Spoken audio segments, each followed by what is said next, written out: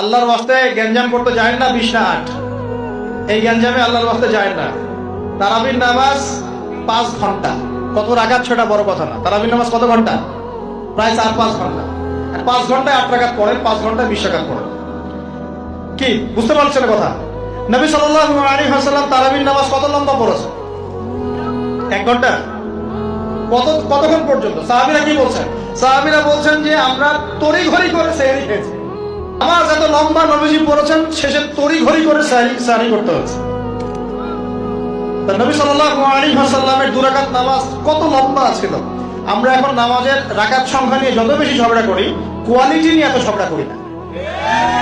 Quality important না?